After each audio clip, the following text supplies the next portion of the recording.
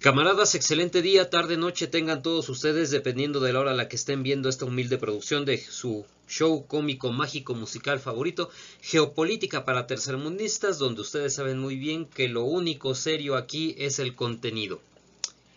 Pues bien, camaradas, un 15 de agosto de 1945 se produce la rendición del Japón durante la Segunda Guerra Mundial, rendición que finiquita el conflicto más grande, más duro que ha librado la humanidad entera en términos de extensión territorial, potencias involucradas, esfuerzo militar, económico, grado de destrucción, sacrificio de las poblaciones, implicación de los agentes políticos. Fuera de todo debate, la Segunda Guerra Mundial es el conflicto más cruento que la humanidad ha librado y grande en términos de relevancia histórica. Y aunque la firma del Tratado de Paz, o por lo menos de la rendición de los contendientes, la fecha en la que oficialmente el conflicto termina, debería de ser, o por lo menos de ocupar un lugar importantísimo en el calendario de medio mundo, en realidad ha pasado desapercibida. Y ha pasado desapercibida en gran medida porque acontecimientos de menor relevancia histórica, pero de mayor interés político, han acaparado la discusión política, académica, y evidentemente han restado visibilidad a la generación del conflicto. ¿De qué acontecimientos hablamos? Pues de los lanzamientos atómicos sobre Hiroshima y Nagasaki. Sobre estos lanzamientos existe un gran imaginario por parte de los estadounidenses, en los que ellos se presentan a sí mismos como superiores morales de medio mundo, como superiores morales no solamente para legitimar su, entre comillas, derecho a poseer y desarrollar antes que nadie este tipo de armas, sino además para ser ellos quienes lanzaran el primer golpe.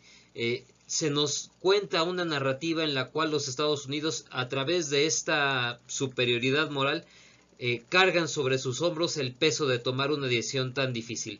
Sin embargo, a pesar de que existen algunas discusiones muy serias, otras francamente de carácter bizantino, sobre esta situación, vamos a analizar a la luz de los acontecimientos políticos, a la luz del pensamiento económico, del pensamiento militar, del análisis geopolítico, estratégico, en fin, no solamente el discurso de los Estados Unidos en cuanto a su triunfalismo y su superioridad moral, sino también las razones históricas, las razones políticas, las razones de Estado y al mismo tiempo todas las tendencias geopolíticas que llevaron a los agentes a tomar semejante decisión.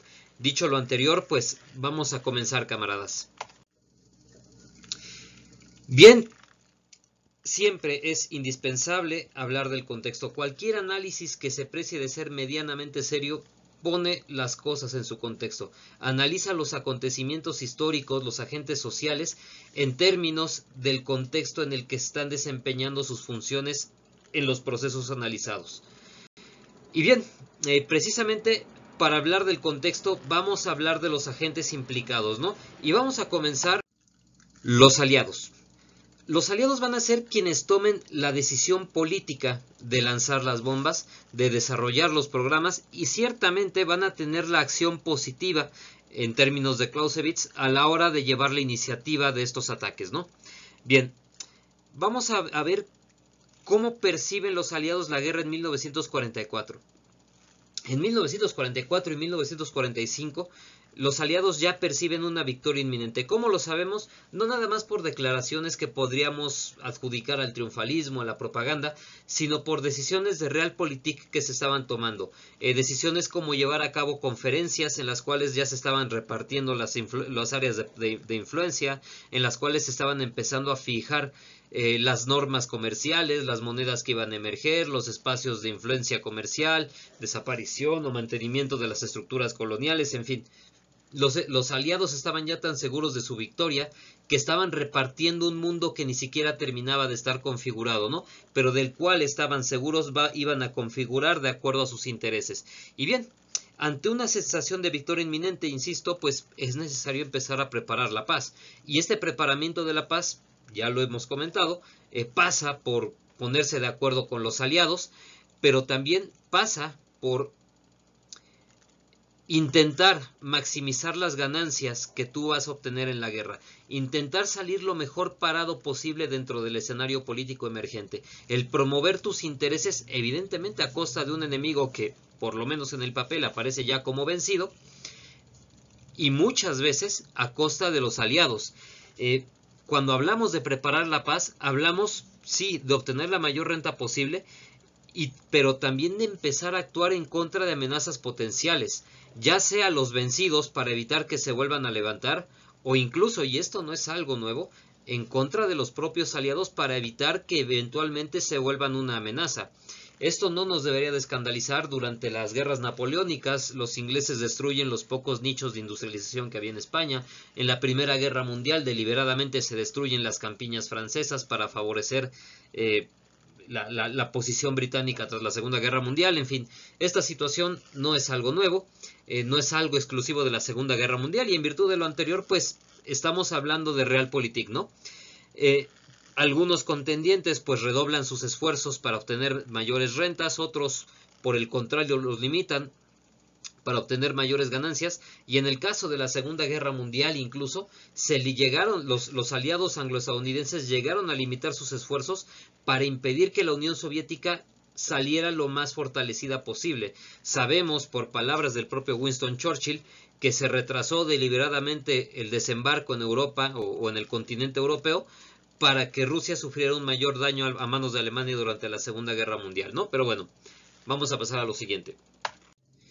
Y bueno, cuando hablamos de este tipo de armas, hablamos de armas estratégicas, es decir, armas cuya utilización en el campo de batalla tienen la capacidad de incidir directamente en el desarrollo de todas las acciones, de dar un vuelco al momento estratégico de la guerra, de condicionar a los agentes políticos, de alterar en su conjunto la forma en la que se libra toda una guerra. Y las armas nucleares, las armas atómicas, no son las primeras armas estratégicas de la historia, aunque ciertamente son aquellas que han llevado más allá o que han potenciado por sí solas más que ninguna otra la capacidad de incidir en un conflicto en particular, ¿no? Y bueno, si de algo había certeza, es que el eje Berlín-Tokio estaba trabajando en armas de este tipo, ya para obtener condiciones de rendición más favorables, ya para dar un vuelco a la guerra, o incluso en algún momento para acortar la guerra y ganarla antes. Estas potencias estuvieron trabajando en programas bastante ambiciosos para desarrollar armas de un poder tan extraordinario que les permitieran incidir en tal medida en el campo de batalla, a pesar de su evidente disparidad económica e industrial, ¿no? Y bueno, ante la certeza de los programas del eje, la posesión de estas armas por parte de los aliados por lo menos garantizaría un equilibrio de fuerzas, ¿no? Y aquí ellos tendrían la ventaja con respecto al eje de que sus presupuestos eran prácticamente ilimitados. ¿De qué hablamos con presupuestos prácticamente ilimitados? Que en tanto que controlaban las condiciones de comercio en el mundo, en tanto que tenían acceso a un montón de materias primas y mercados, estos países podrían echar a andar la máquina de imprimir dinero con mucha mayor facilidad y adquirir deuda con mucha mayor facilidad que sus contrapartes en Alemania y Japón, ¿no? También se buscaba aprovechar el éxodo científico que había generado la ola de antisemitismo en Alemania. Este éxodo científico pues fue muy bien capitalizado por los Estados Unidos. Vemos a una gran cantidad de científicos, o bien judíos o bien simpatizantes del socialismo, que pasaron a engrosar las filas del proyecto Manhattan, ¿no? Al mismo tiempo, pues estos gobiernos aprovecharon la coyuntura de política interior para, en primera, pues para sobreexplotar así a esta mano de obra que, aunque bien pagada, pues estaba sujeta a condiciones prácticamente de encarcelamiento.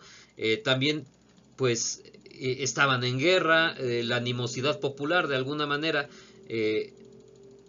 era mucho más receptiva a permitir los dispendios del gobierno siempre y cuando fueran destinados a ganar la guerra. No había tantos debates, no había que cabildear tanto, entonces pues este conflicto dio la oportunidad para realizar una inversión nunca antes vista en un arma, en un proyecto que en realidad en un primer momento parecía una quimera apenas, ¿no? Y bueno, dicho todo lo anterior, pues se da la historia que todos conocemos en el desarrollo de estas armas por parte del proyecto Manhattan, Robert Oppenheimer, Leslie Groves, etcétera, ¿no? Esta historia pues redundaríamos demasiado al contarla. Lo que es realmente interesante es que una vez que el proyecto Manhattan tiene éxito, resulta que Alemania se rinde. Resulta que el odiado enemigo o la principal amenaza para el mundo libre, y aquí lo entrecomillamos, la principal amenaza para los Estados Unidos, a la cual le declararon la guerra a pesar de no haber sido atacados directamente por ella, pues se ha rendido, ¿no? Y entonces aquí queda una incógnita: ¿qué hacer con el programa nuclear? Es un programa caro, es un programa que está demandando un gran esfuerzo del Estado, aunque ciertamente es un programa que ya estaba prácticamente terminado, ¿no? En ese sentido, pues aquí algunos personajes políticos se preguntan si sería lo pertinente abortar el programa. Sin embargo, se decide continuar por si fuera necesario en el futuro, ya para sofocar amenazas de corto plazo como lo era Japón, o bien amenazas de largo plazo como lo era Rusia. Y esto estamos hablando en términos de la línea dura de la política estadounidense. Incluso vamos a ver a un general directamente implicado en el desarrollo de este proyecto, como Leslie Groves, diciendo que él tuvo en claro desde el primer momento que el objetivo del proyecto Manhattan no eran las potencias del eje, sino la Rusia soviética. En ese sentido, nuevamente estamos viendo cómo la guerra se empieza cuando la guerra contra el enemigo está ganada, se la empieza a librar en contra de los propios aliados incluso, ¿no? Y bueno, hablando de guerra contra los aliados, ya hemos dicho cosas de las alianzas, ¿no? Hay veces que se saca renta del desgaste aliado para salir más favorecido en el balance estratégico y político resultante, ¿no? Incluso tenemos el plan Morgenthau por parte de los Estados Unidos, ¿no? Que buscaba desindustrializar Europa, Europa continental al menos, a punta de bombardeos, a punta de destruir su infraestructura. Sí, podríamos decir que en Alemania se entendía, pero Francia por lo menos aparecía como un aliado, y Francia fue tan bombardeada como la propia Alemania en este sentido, ¿no? Y bueno, en este orden de cosas, pues ya hemos visto cómo se retrasa el segundo frente, cómo cuando la Unión Soviética demuestra ser capaz de empezar a dar vuelco a los acontecimientos militares por sí sola, hay un intento por interceptar el avance soviético, es decir, llevar a cabo los desembarcos de ayuda a los soviéticos, no en Europa Occidental, sino en Grecia, para interceptar el avance soviético en los Balcanes, entre comillas, liberar Europa en conjunto. Y pues en tanto que Europa Oriental se libera en conjunto, las concesiones que se harán a los soviéticos, pues se las tendrán que disputar con los aliados, ¿no? Al mismo tiempo, pues Operación Overlord no se da por una necesidad estratégica u operativa. En realidad Alemania ya estaba derrotada en 1944, pero pues si los aliados no desembarcan en Francia, lo más probable es que los soviéticos hubieran podido entrar en ella, y liberando ellos al completo Europa continental, pues habrían estado en posición de exigir aún más una vez que terminara la Segunda Guerra Mundial, ¿no?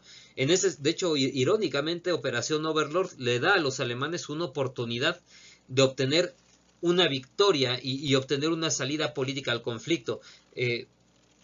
Con los ejércitos aliados en el continente europeo, los alemanes tenían un objetivo mucho más fácil, del cual podrían sacar mucha más renta si vencían, y eventualmente, a través de la destrucción de este ejército invasor, obtener una salida política, por lo menos por parte de la Gran Bretaña, del Imperio Británico, perdón, y de los estadounidenses, y entonces tal vez combatir sola contra la Unión Soviética, ¿no? Pero bueno, en cualquier caso, la verdad es que el significado de Overlord tenía mucho más sentido político que operativo o estratégico, ¿no? Y bien, a pesar de la desconfianza mutua, la verdad es que Roosevelt sabía que Stalin era un aliado valioso, se expresaba bastante bien de él y de los soviéticos en la correspondencia personal hacia su familia, lo cual pues me parece a mí una fuente bastante fiable, en tanto que no es no es una fuente histórica que tú pienses que va a ser publicada, y en tanto que tú no piensas que va a ser publicada o no elaboras en esos términos, pues a menudo termina siendo mucho más honesta que una declaración oficial, ¿no? Entonces Roosevelt, a pesar de la desconfianza, había forjado una relación honesta con Stalin, había forjado sabía reconocer en los soviéticos a un gran aliado. Sin embargo, por razones que no voy a explicar para no alargar excesivamente este video, él va a tener que empezar a rodearse de políticos antisoviéticos para presentarse a su última elección. Y en tanto que se va a rodear de estos políticos de línea más dura, la muerte le va a sorprender dejando a un personaje, la verdad, bastante oscuro, bastante mediocre en términos de política interior, un personaje poco relevante, pero que era un instrumento electoral necesario como Harry S. Truman, al frente de la administración estadounidense una vez que Roosevelt muere, insisto, ¿no? Bien, podríamos ver como una casualidad que Truman haya llegado al poder, porque ciertamente Roosevelt pudo haberlo hecho a un lado y traer a otro personaje, pero la verdad sea dicha, las tendencias conservadoras de Estados Unidos ya estaban ahí. Si bien es cierto que fue una casualidad del destino la que hizo que Truman llegara a la presidencia, no fue una casualidad del destino la que hizo a Roosevelt rodearse de este tipo de personajes. ¿Por qué? Porque sabía que el votante estadounidense estaba volteando nuevamente a ver a esta ala aislacionista, a esta ala de línea dura, la propaganda de preguerra fría, entre comillas, pues ya estaba empezando a hacer efecto y el mensaje antisoviético estaba empezando a calar. Así las cosas, cuando muere Roosevelt y Truman asciende al poder, no es el único conservador al frente, insisto, ahí van a estar Barnes, van a estar Groups, etcétera. Va a llegar acompañado de un montón de políticos de línea dura sobre todo antisoviética, que van a cambiar radicalmente el cariz de la administración estadounidense y su política hacia los soviéticos, ¿no? Este cambio en la política hacia la Unión Soviética va a tener tres ejes muy importantes. En primera, la utilización de la bomba atómica como un disuasorio hacia la URSS. ¿Disuasorio de qué? Todavía no lo sabemos. Realmente no existe un acuerdo entre los agentes históricos de aquel momento, pero de lo que sí se estaba seguro es que se debía contener a la Unión Soviética ante un posible deseo expansionista en las áreas de interés de Estados Unidos, ¿no? Asimismo, otro eje rector de esta línea política es el Pacífico. El Pacífico para los Estados Unidos es el objetivo, lo que ellos llaman objetivo estratégico supremo, el objetivo más valioso que ellos están persiguiendo.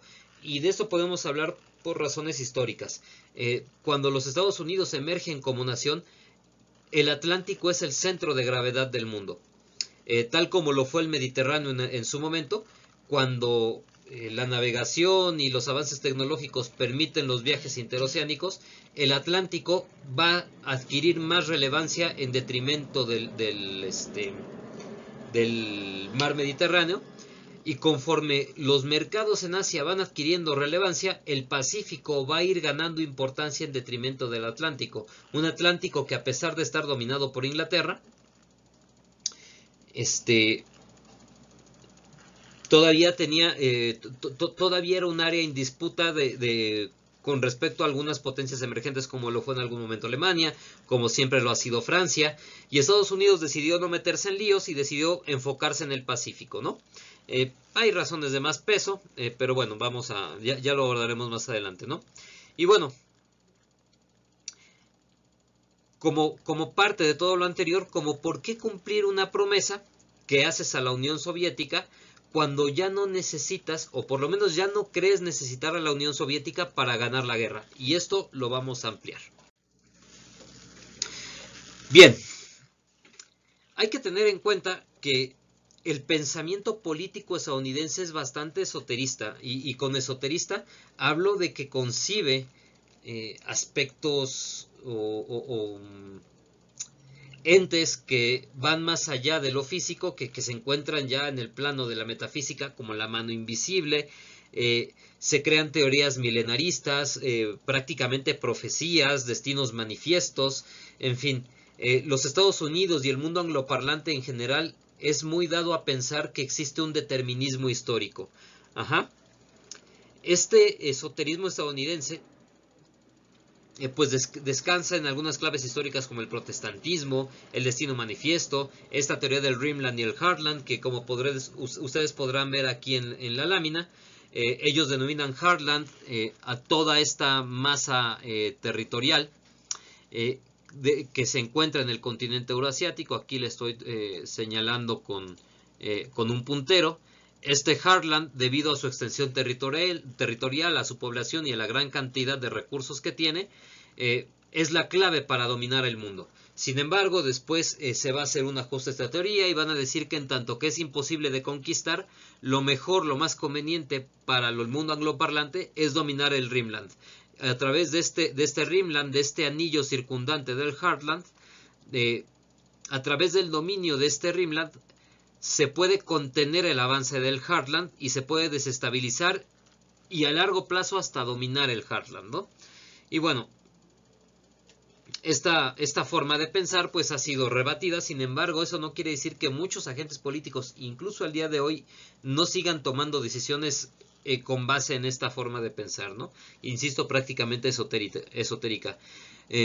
Y esta forma de pensar no nada más es aplicable a sus expertos, a sus asesores, es aplicable incluso a sus políticos. Podemos ver en la correspondencia de Truman incluso cómo él se expresa todo el tiempo en claves bíblicas, cómo se refiere a la bomba atómica como la lluvia de fuego que fue predecida en la Biblia.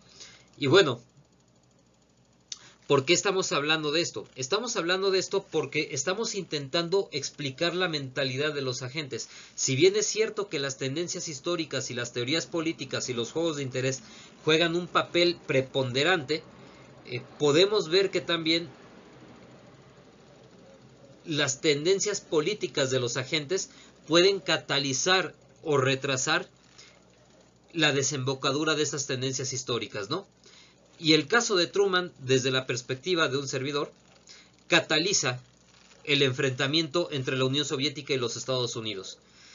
Roosevelt, o un presidente mucho más conciliador, tal vez habría retrasado mucho más tiempo, o por lo menos el tiempo suficiente el enfrentamiento entre la Unión Soviética y los Estados Unidos como para llegar a un entendimiento. Jamás lo sabremos, es simplemente una teoría. Pero algo que es un hecho es que la política estadounidense cambia radicalmente una vez que Truman asume el poder, ¿no? Y bueno, ya habíamos hablado de los aliados, ahora vamos a hablar del eje. El eje para 1943 ya tiene su derrota prácticamente asegurada. Si bien es cierto, la derrota de todas las potencias del eje se va a producir en distintos escenarios y no se va a producir simultáneamente, sí nos damos cuenta que las batallas que cambian el rumbo de la guerra se producen invariablemente en el año de 1943. Stalingrado se libra en 1943 y le pone punto final a los intentos o a las posibilidades de victoria alemana. Se da Kursk en 1943, pero también otras batallas como las de Port Moresby, como la invasión de Birmania, en fin. 1943 es el año clave de la Segunda Guerra Mundial, ¿no?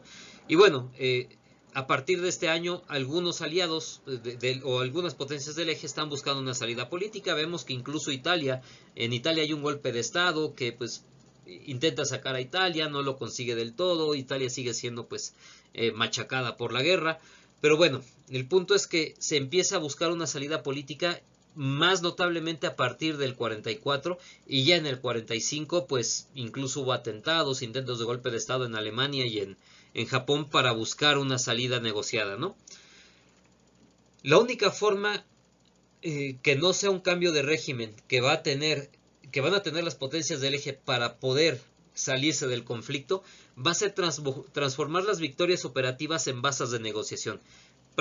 O hablando en términos más prácticos, transformar sus derrotas en victorias pírricas para sus enemigos, ¿no? Vender muy cara la derrota para ver si así quieren negociar.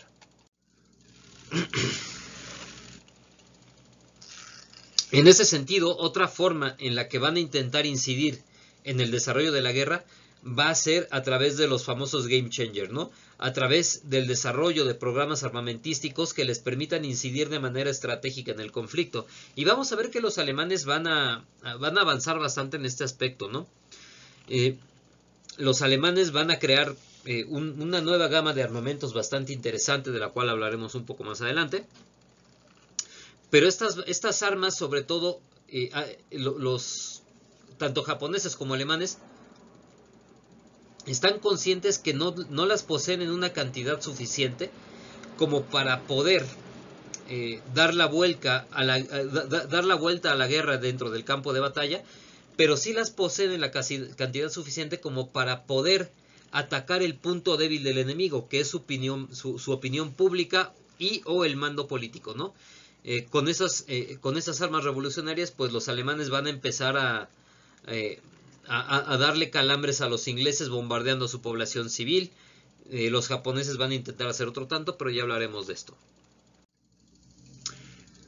Hay que tener en cuenta que las necesidades, o por lo menos la forma en la que los científicos de estos países desarrollaron estas armas, fue pensando en lo táctico, fue pensando en las necesidades tácticas. Ante la imposibilidad de victoria, pues había que vender cara a la derrota, insisto, dar la sensación de tener más fuerza.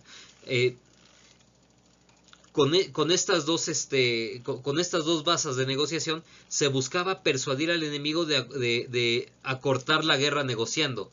Es decir, pues no voy a poder, aunque me sé capaz de ganarte en el campo de batalla, no quiero incurrir en un costo tan alto, y entonces a la primera oportunidad que tenga voy a darte la oportunidad de negociar, sí, en términos favorables a mí como vencedor, pero por lo menos el vencido no saldrá totalmente destruido de esta rendición, ¿no?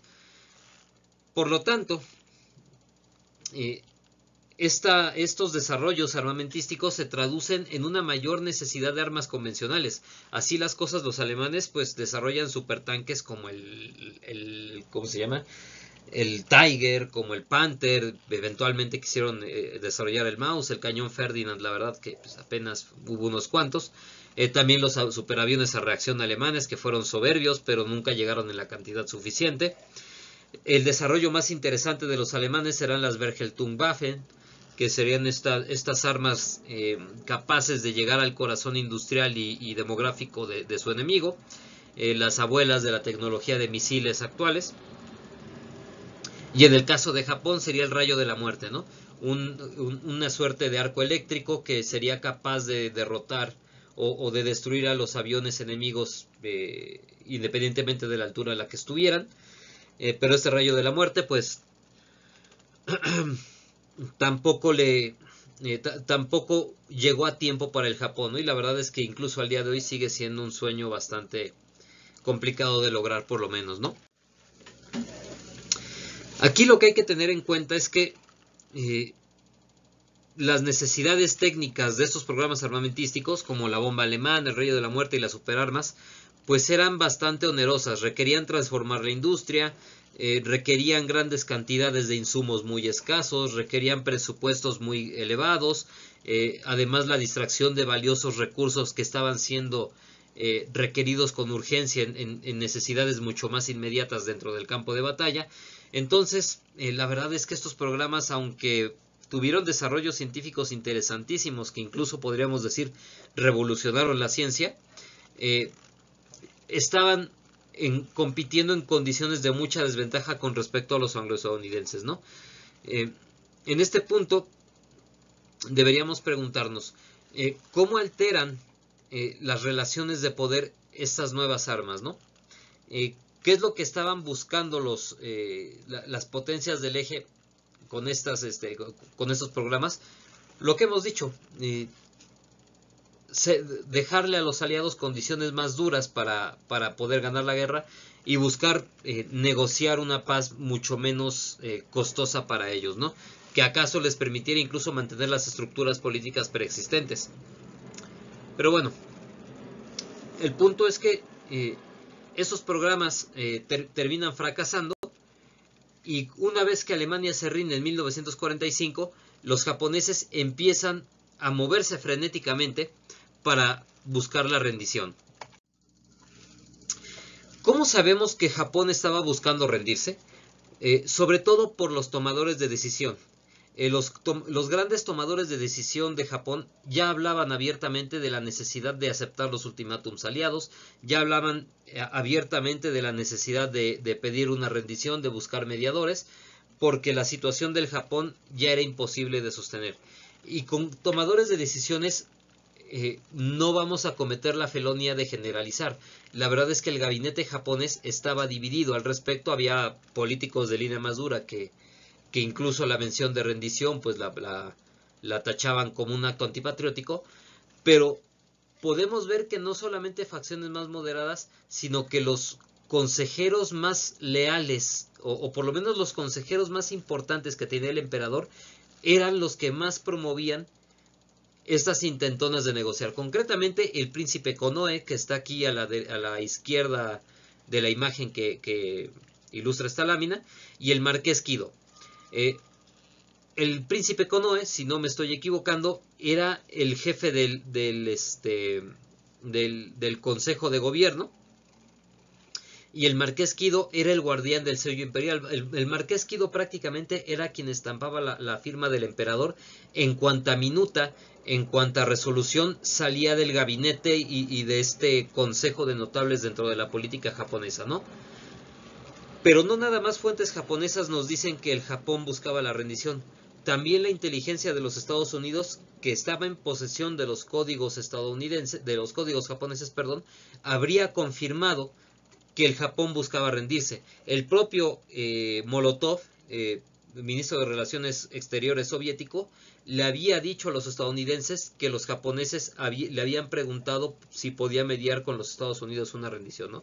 Es decir, los Estados Unidos sabían absolutamente que los japoneses estaban buscando rendirse. Incluso el propio Stalin se los había mencionado, ¿no?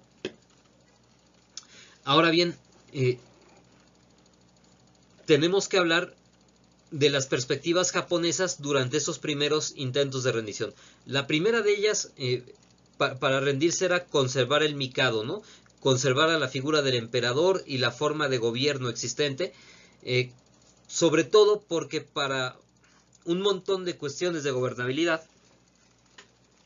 como lo es la religión sintoísta, de la cual el emperador es la figura central, pues era indispensable contar con su figura, ¿no? Al mismo tiempo, pues ninguna voz más autorizada que el emperador para ordenar la rendición, para ordenar a los japoneses cooperar con los enemigos con los que se estuvieran matando, y bueno, era de vital importancia mantener al emperador para ellos, ¿no? Y si se pudiera, pues conservar Manchuria. Conservar Manchuria pues era muy importante porque los recursos económicos que Japón obtenía para su programa industrial venían mayormente de este enclave en el continente asiático, ¿no? Entonces, se estaba buscando, insisto, la misión de los soviéticos, y la manera en la que se buscaba llegar a alcanzar estas condiciones era preguntarse, ¿Estados Unidos está dispuesto a seguir a cualquier precio? Es decir, ¿le podemos infligir a los estadounidenses un daño tal que eventualmente sean más proclives a negociar? O bien, podemos contar con los soviéticos para que presionen a Estados Unidos. De hecho, por ahí existen algunas cartas relativamente interesantes, o no relativamente, muy interesantes, en las que Konoe, si no me estoy equivocando, le dice a Stalin que tenga en cuenta que la victoria de Alemania, de la Unión Soviética sobre Alemania, solamente fue posible porque el Japón no atacó. Que si el Japón hubiera atacado, la Unión Soviética habría tenido que distraer una gran cantidad de hombres que le habrían hecho imposible la victoria en Europa, ¿no? En ese sentido, pues, los japoneses sabían de la relevancia de haber respetado su pacto, y de alguna manera, pues, se lo hicieron saber a los soviéticos. Entonces, eran, digamos, que las condiciones o eran las esperanzas del Japón, ¿no? Presionar a los Estados Unidos y obtener de la Unión Soviética una mediación. Ahora bien, teniendo en cuenta todo este contexto de la guerra y de los agentes políticos, vamos a ver cómo se toma la decisión de lanzar la bomba. Bismarck dice con mucha razón que nunca se miente tanto como antes de las elecciones, durante la guerra y después de la cacería. Y en el lanzamiento de la bomba atómica vamos a ver que las narrativas oficiales son una sarta de mentiras insostenibles. Bien, primero hay que tener en cuenta que a nivel político las decisiones son complejas. ¿Por qué? Porque los agentes políticos son complejos. Cuando hablamos de decisiones de Estado debemos de hablar de la decisión de Estados Unidos, de la decisión de Japón, de la decisión de la Unión Soviética, pero hay que tener en cuenta que aunque un Estado, entre comillas, tome la decisión, que el Estado es un ente etéreo, o sea, el Estado no toma decisiones, sino los agentes que lo controlan, pero bueno, dicho lo anterior, a pesar de que los Estados toman decisiones, estas decisiones no son producto de la unanimidad de una forma de pensar. Les puedo decir, por ejemplo, que en la guerra de 1846-48 entre México y Estados Unidos, pues estuvimos a unos cuantos miles de votos de que llegara a la presidencia estadounidense otro presidente que no abogara por la guerra como sí abogaba Polk, ¿no? Bueno, la complejidad de los agentes políticos que toman decisiones por el Estado, pues hace que se formen muchos grupos de poder, que exista divergencia de intereses, que haya la necesidad de cabildear estos intereses para llevar a cabo una resolución, ¿no? Al mismo tiempo, pues existen necesidades discursivas, existe la necesidad de mantener congruencia política, de mantener determinada imagen, de no tomar decisiones que dejen descontentos a determinado grupo de tus gobernados o a determinado sector en las élites, en fin. Existen necesidades discursivas, ¿no? No todo lo que se hace, o más bien, a pesar de que la realpolitik es la forma en la que se toman las decisiones, también se debe de cuidar la forma en la que estas decisiones se van a presentar. No siempre vas a ir con la realpolitik al frente, sino muchas veces vas a ir, la mayor parte del tiempo, de hecho, vas a ir con un discurso preparado, ¿no? En ese sentido, pues, hay que buscar no contradecir el discurso oficial, o al menos las partes más importantes, y sobre todo no entorpecerte ulteriores cursos de acción. Es decir, no tomar decisiones ni hacer declaraciones que te comprometan o que te puedan comprometer después, ¿no? O que te resten margen de maniobra. Así las cosas, a la hora de analizar una decisión, debemos de analizar, en primer lugar, la versión oficial, es decir, lo que se dice como parte del discurso, lo que es de consumo interno, lo que es de consumo mediático, pero sobre todo la versión fáctica, que es decir, aquella que observa la satisfacción de intereses políticos y de cursos de acción estratégicos. Y ambas van a ser analizadas ahorita mismo. En cuanto al discurso, se nos suele decir que si los Estados Unidos desarrollan el programa nuclear es porque si no lo hacen ellos, los alemanes lo van a desarrollar primero, y pues ellos no pueden permitir que esto suceda, ¿no? ¿Por qué? Porque los alemanes son inmorales, los alemanes son genocidas, son malvados, y pues no se puede permitir que un pueblo tan bárbaro tenga en sus manos un arma tan grande. Antes los Estados Unidos la tendrán e impedirán que los alemanes la tengan, ¿no? Además, y esta parte más que discursiva también es cierta, los alemanes estaban muy adelantados en su programa nuclear, y ciertamente pues existía un temor genuino de que los alemanes llegaran antes a la bomba y quienes fueran atacados fueran los propios estadounidenses o la Unión Soviética, ¿no? Lo cual pues haría que el esfuerzo de guerra se cayera de inmediato. Al mismo tiempo, pues existía una perspectiva de acortar la guerra, y si la guerra se acorta, pues hay menos gasto militar, presupuesto, impuestos, deuda, etcétera, menos muertos propios, menos muertos enemigos incluso, ¿no?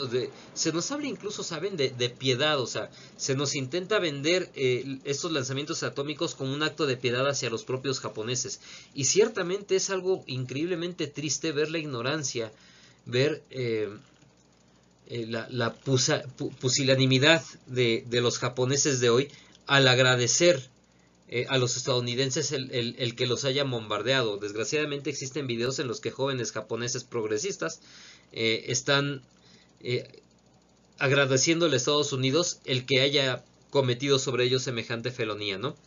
Ahora bien, se sostiene el discurso. Para empezar, hablar de superioridad moral del pueblo estadounidense para cualquier otro pueblo es tener la cara muy dura. Porque los estadounidenses, todo crimen que los Estados Unidos le quieren achacar a Alemania, lo han cometido ellos. Y ciertamente, cuando se está desarrollando el proyecto Manhattan, existía dentro de la comunidad científica el temor de que la utilización de esta bomba quemara la atmósfera, y al quemar la atmósfera destruyera toda la vida en la Tierra. Y aún así, con esta posibilidad, los científicos y el gobierno estadounidense se decidieron a seguir adelante con el programa. ¿Por qué? Porque ellos preferían ver el mundo destruido a que su enemigo ganara. Y el pensar en estos términos, o actuar aún con estas consecuencias en mente, pues nos habla de que nadie puede hablar aquí de superioridad moral cuando estás dispuesto a destruir todo antes que perder, ¿no? Bien, ahora en cuanto a cortar la guerra, realmente es complicado decir cuánto iban a cortar las bombas estadounidenses, las bombas atómicas, la guerra, en tanto que los Estados Unidos sabían que los japoneses buscaban rendirse. Voces dentro del Departamento de Estado estadounidense hablan de que, es más, si no mal recuerdo, tanto MacArthur como Eisenhower, como ¿quién más?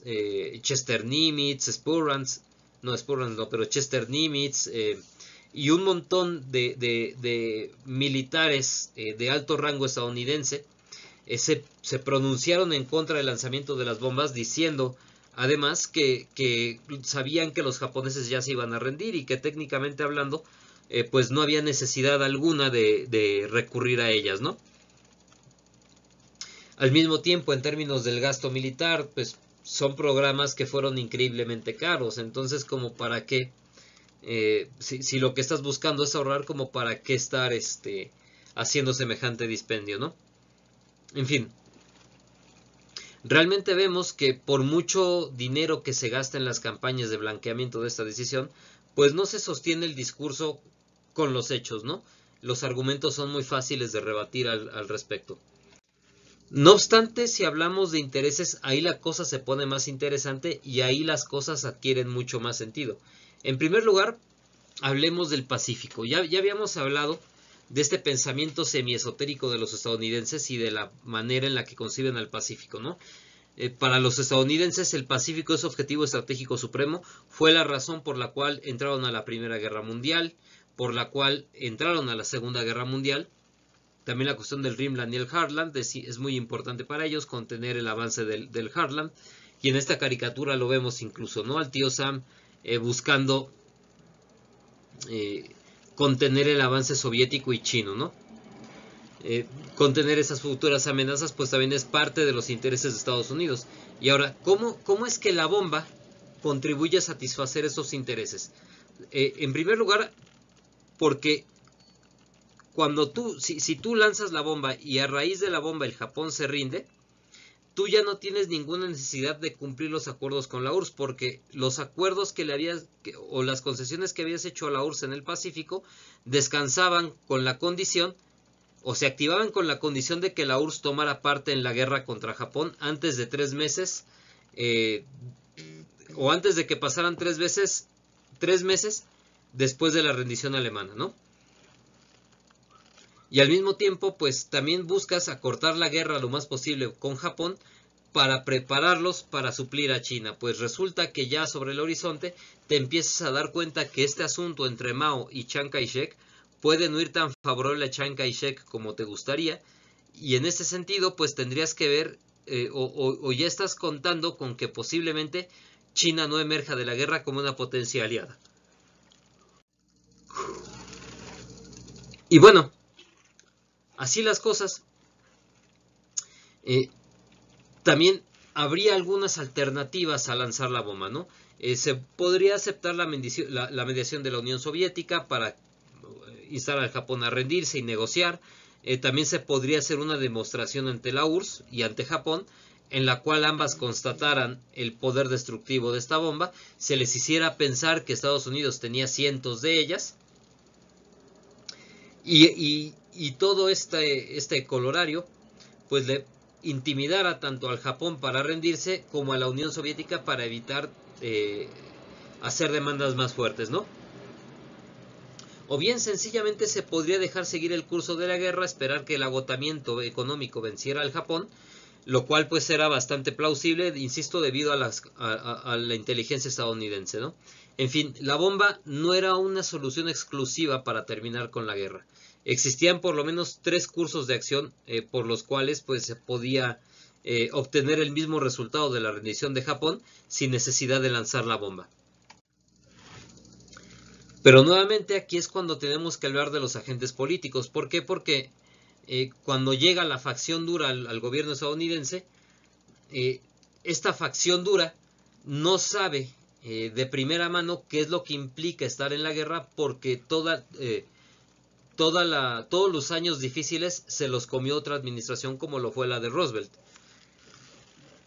Tampoco, en tanto que no tienen conciencia de lo difícil y de lo cara que ha sido esta victoria, sienten mucho menos respeto por el esfuerzo de guerra soviético y al mismo tiempo pues desprecian el esfuerzo de guerra chino, ¿no?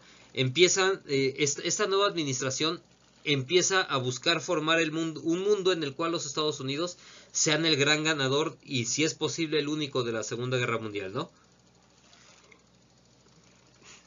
Bien, la primera medida que va a tomar este gobierno de Truman va a ser traicionar a Stalin. Y cuando hablamos de traición, no estamos usando el término a la ligera. A Stalin se le van a incumplir algunas concesiones que Roosevelt ya le había asegurado. Y esto se hace deliberadamente, según el propio Barnes, para que Stalin no firmara la declaración de Potsdam. Si Stalin no firma la declaración de Potsdam, se logra un doble objetivo: mantener descontenta a la Unión Soviética, evitar o tener un pretexto para que la Unión Soviética no participe en la invasión contra Japón, y al mismo tiempo persuadir a los japoneses de que la Unión Soviética todavía puede ser un mediador. En tanto que la Unión Soviética no está firmando un documento en el que se exige la rendición incondicional de Japón, los japoneses tienen la errónea percepción de que es porque los soviéticos no quieren humillar a los japoneses, ¿no? Y bueno, a Stalin, insisto, se lo excluye de la declaración de Potsdam, se retrasa deliberadamente la conferencia para que el proyecto Manhattan tenga tiempo de ser probado y llegar a la conferencia pues con esta arma en la cintura, ¿no? Con esta exhibición de fuerza ante la Unión Soviética. Y bueno, el destino del Japón se va a sellar de una manera bastante cruel. La decisión pues va a tener causas profundas, como va a ser la necesidad de controlar el Rimland, el contener al Heartland. Insisto, esas son las causas, las tendencias políticas de largo plazo que están ahí en la mentalidad de los tomadores de decisión, pero también algunas coyunturales o de mediano plazo que van sobre todo ligadas a la guerra, como el terminarla antes de que la URSS intervenga, así no tener que repartir el pastel de Japón con la URSS, sino repartírselo ellos solos, y asegurar el Pacífico, ¿no? Esta situación que los Estados Unidos estaban buscando desde principios del siglo XX, cuando su flota empieza a ser realmente importante, y después del acuerdo naval con los ingleses, ¿no? Y sobre todo estarán las causas circunstanciales, que no son menos importantes, pero que son, digamos, que de menor alcance. Esas circunstanciales pueden ser la llegada de la facción dura al poder, el racismo estadounidense hacia los japoneses, a los cuales pues consideraban incluso menos que humanos, la necesidad de intimidar a Stalin y de hacer una demostración de fuerza ante todo el mundo, ¿no? Evidentemente ante potenciales enemigos como la Unión Soviética, era percibida en aquel momento, ¿no? Y bien, se toma la decisión. El 6 de agosto de 1945 se lanza la primera bomba atómica sobre la ciudad de Hiroshima, que de hecho fue elegida debido a que estaba prácticamente indemne de la guerra. Y bueno, a pesar de que se lanza la bomba, vamos a ver que las consecuencias políticas de este lanzamiento no son las esperadas. ¿Por qué? Porque el Japón no se rinde. Y aquí vamos a ver. ¿Quién decide la rendición de Japón? ¿La decide el pueblo? ¿La decide el ejército? ¿La decide el Estado Mayor, el emperador? ¿Quién es capaz de tomar una decisión tan importante como la de rendir a un Estado en guerra, y en una guerra tan fanática como lo es el Japón? Pues va a ser un consejo de notables. El consejo que está asesorando al emperador es el que toma las decisiones. Sí estaba el almirante Tojo ahí, estaba el almirante Shimada, que diga el general Tojo, el almirante Shimada, eran digamos que las caras más visibles, pero sobre todo estaba Konoe, estaba el marqués Kido, en fin, había todo un grupo de notables de la política y de las fuerzas armadas que estaban asesorando al emperador para que él tomara la decisión, entre comillas, o más bien para que él ratificara con su sello los dictámenes de este consejo de notables, ¿no? Y bueno, Japón no se rinde. ¿Por qué no se rinde? Porque no hay ninguna declaratoria oficial, no existen más acercamientos con los Estados Unidos, se sigue esperando a la mediación soviética, ¿no?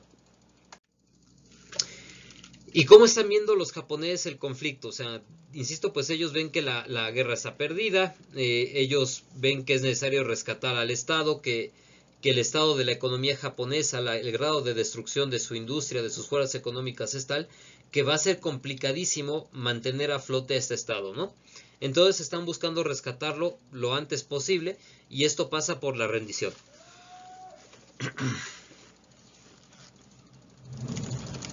Y bueno, es imprescindible mantener la estabilidad social. ¿Por qué? Porque si de lo que hablamos es de mantener el Estado, no puedes mantenerlo si tienes facciones de la población rebelándose unas contra otras y buscando su independencia, su autonomía, en fin.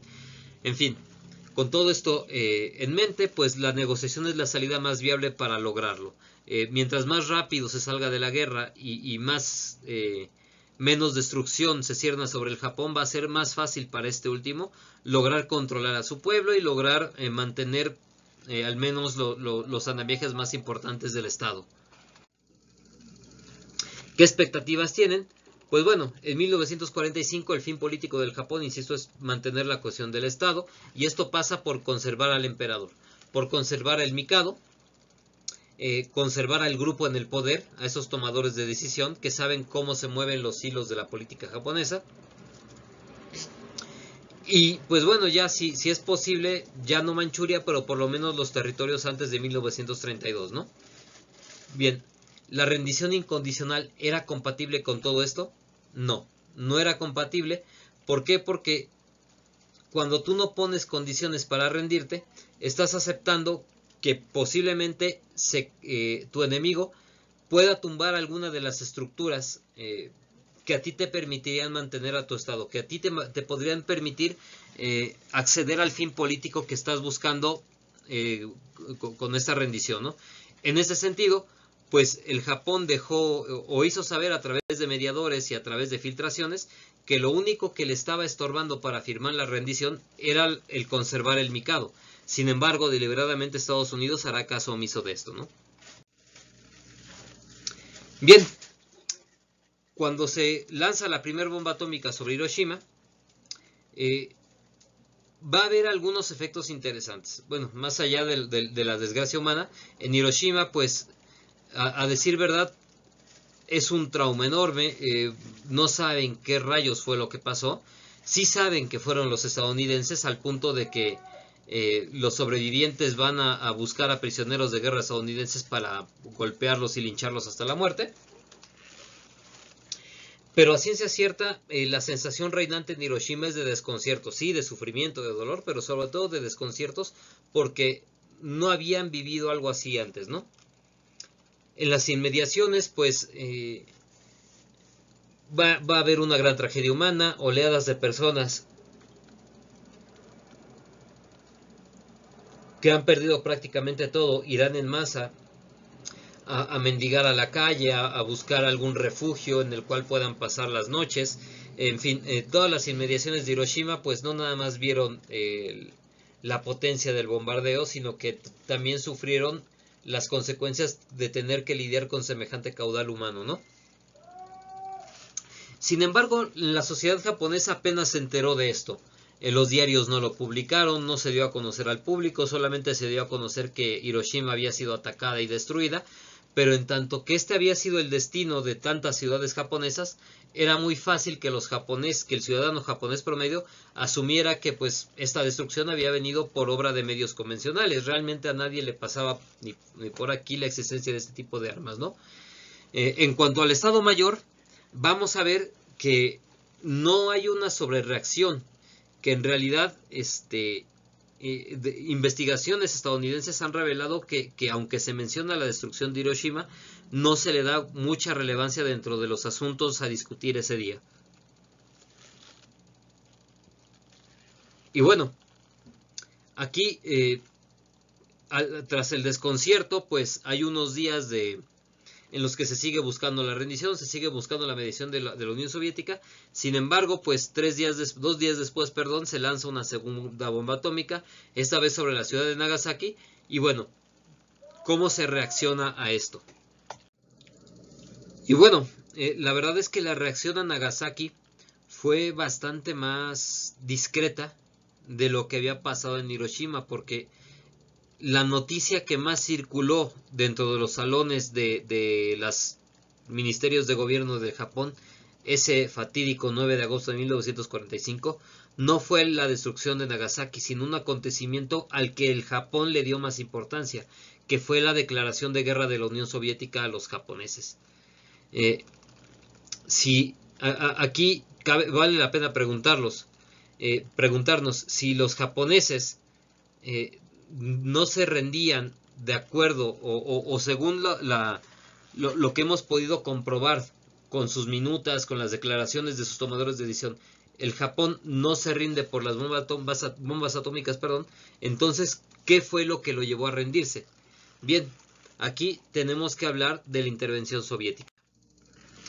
Resulta que Stalin no se va a quedar cruzado de brazos y va a contraatacar a los estadounidenses. Nuevamente, la guerra contra los aliados. ¿Cómo los va a contraatacar? Bien, él dice, bueno, me estás negando tus barcos para llevar a cabo mis operaciones de invasión. Lo que yo voy a hacer va a ser obligar al Japón a rendirse, destruyendo las fuerzas japonesas que tengo a mi alcance. ¿Cuáles son esas fuerzas? Las que están estacionadas en Manchuria, el ejército de Mukden, si no mal recuerdo se llamaba. Este ejército era uno de los más potentes, de los mejor armados con los que contaba Japón, de los mejor comandados. Contaba con aproximadamente 700, 800 mil efectivos. Y pues Stalin va a atacar esas fuerzas, ¿no?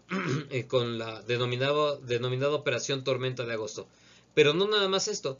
Stalin va a empezar a preparar fuerzas de desembarco que van a asaltar las Islas Kuriles, que van a asaltar otras islas por ahí, pero que sobre todo se van a empezar a preparar para una posible invasión del archipiélago japonés en Hokkaido, lo cual sí era demasiado alarmante para los japoneses. ¿Por qué? Porque si la Unión Soviética atacaba el archipiélago japonés, la capacidad del Estado para sobrevivir habría estado demasiado comprometida y acaso el daño habría sido crítico e irreversible, ¿no? De hecho, esta declaración de guerra de los soviéticos a los japoneses va a ser muy determinante a la hora de fijar el rumbo de la política japonesa. Bueno, en cuanto al significado político del lanzamiento de esta operación Tormenta de Agosto, vamos a ver que Stalin va a hacer contacto con Mao, o Mao con la URSS. Y hacer contacto pues significa un gran peligro que se está sirviendo sobre los Estados Unidos, que es el surgimiento de una China comunista del continente asiático. Recordemos que lo que están buscando los Estados Unidos es la desmembración del Imperio Británico para ocupar ellos el lugar que los británicos dejen. Y la única manera que van a tener de acceder al continente asiático como una potencia capaz de influir es a través de un referente cultural como China. De hecho, no es rara la apuesta de Estados Unidos por el general Chiang Kai-shek. El problema es que Chiang Kai-shek y su régimen son corruptos, no son tan efectivos peleando como lo son las fuerzas de Mao Zedong.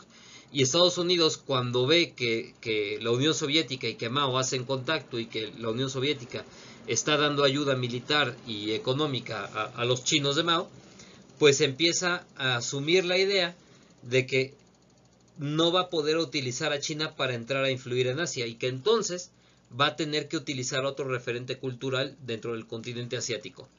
¿Cuál va a ser ese referente cultural? Los japoneses.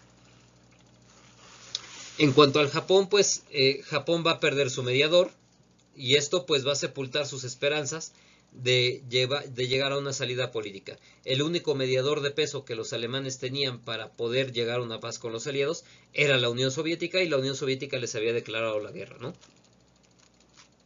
Al mismo tiempo, pues Japón ve comprometida su integridad territorial porque los soviéticos pueden estarse preparando para invadir la isla de Hokkaido y pues eso, insisto, habría sido un golpe muy duro.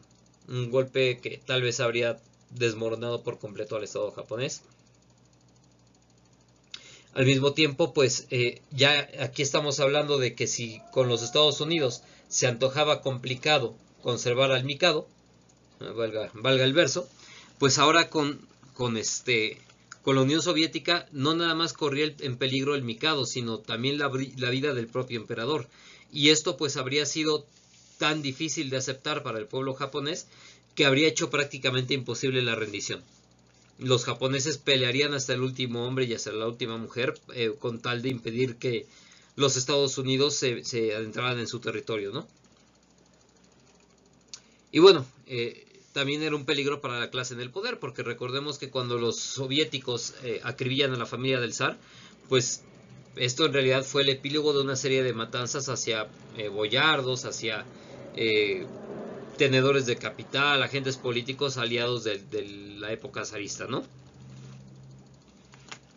Y bueno, de todo esto, nuevamente podemos sacar la conclusión que el único obstáculo, para que Japón se rindiera era que la rendición incondicional estaba dentro de los acuerdos de rendición.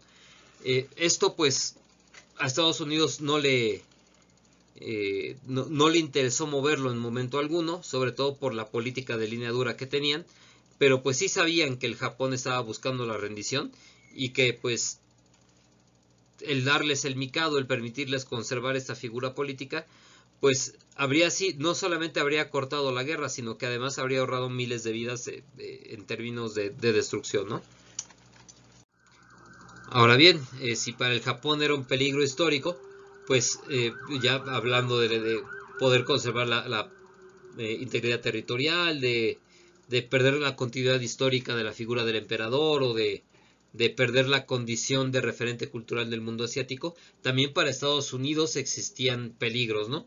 Y es que los Estados Unidos veían muy preocupados la expansión del socialismo en Asia. Ya habíamos visto que de hecho en Corea, aquí se alcanza a ver cómo hay tropas de ocupación soviéticas en el norte que van a tener fricciones con las de ocupación estadounidense en la parte sur de la península coreana, ¿no?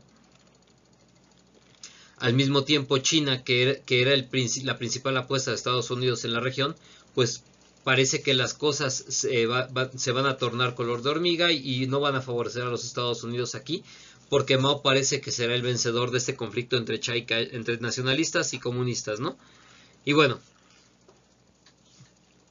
al mismo tiempo pues está buscando no perder influencia en el Pacífico, que es la razón por la que entra en la guerra, ganar influencia y sobre todo asegurar su objetivo estratégico supremo, que es dominar la costa del Pacífico, ¿no?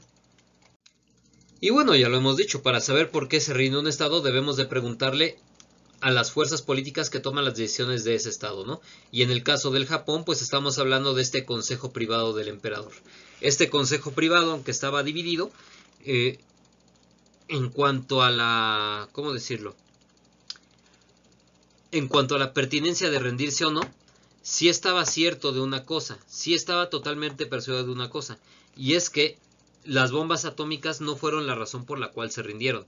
¿Cómo lo sabemos? Por declaraciones de ellos mismos. En primer lugar, la del general Kawabe.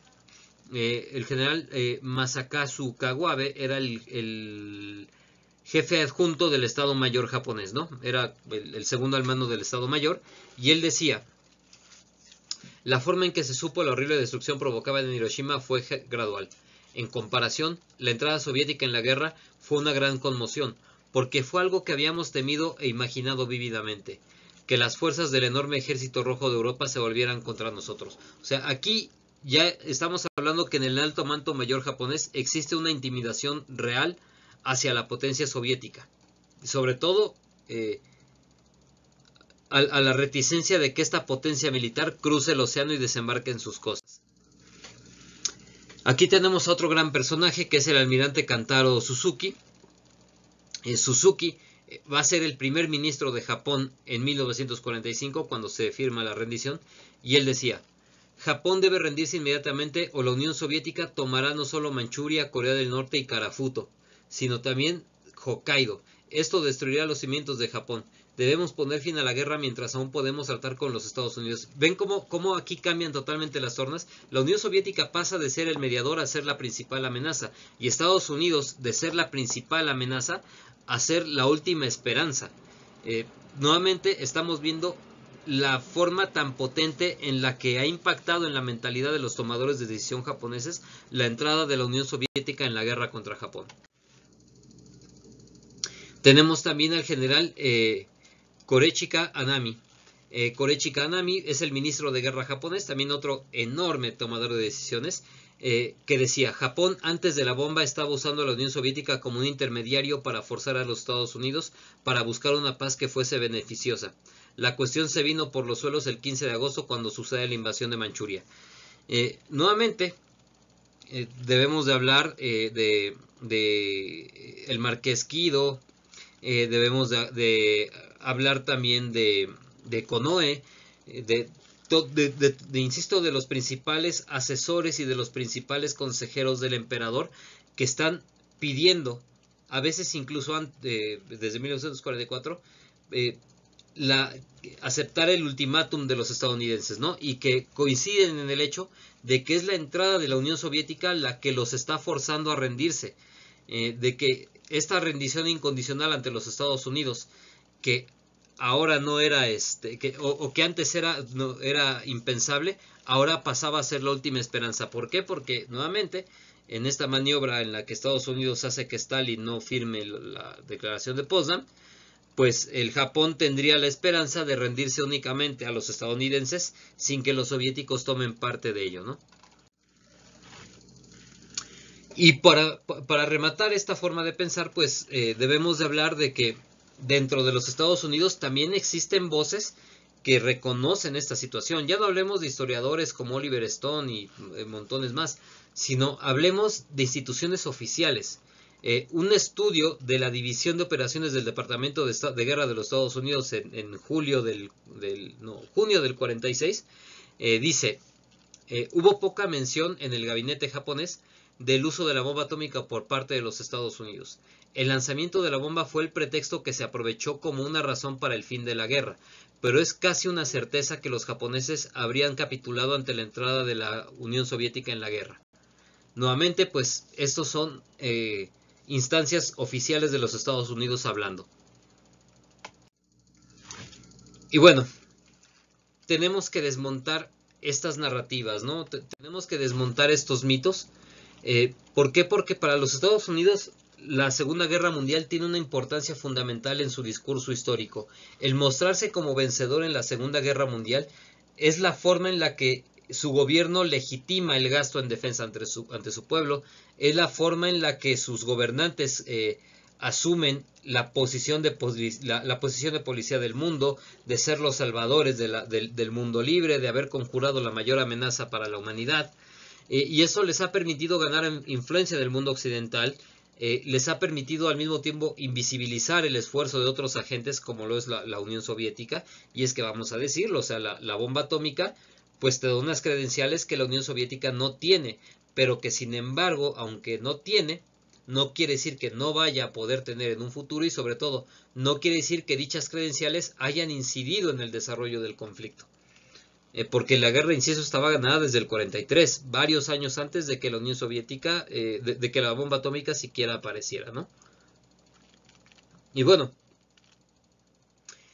también nos hablan de este discurso de superioridad moral. Ya hemos desmontado toda esta situación, ¿no? De la cantidad de bajas, de acortar la guerra. En realidad, pues, nada de lo que Estados Unidos está comentando al respecto se sostiene. Pues ni existe superioridad moral, ni existe justificación para un acto de este tipo, y sobre todo, a pesar de las maniobras sucias que se hicieron para con la Unión Soviética, no fue la bomba atómica lo que rinde a los japoneses, sino fue solamente un pretexto que se va a tomar para poder agilizar o para poder imponerse en el debate interno a la línea dura de la política japonesa, ¿no? En fin, espero que con esto haya quedado lo suficientemente claro. Esperamos que este material haya sido de su agrado, que nos ayuden con su difusión, compartiendo, comentando. En fin, esperemos que sea publicado este mismo día 15 de agosto de 2023. Vamos a trabajar para que así sea. Y bueno, sin más, nos despedimos, camaradas. Les mandamos un gran saludo. Se nos cuidan mucho. Bye. Bye.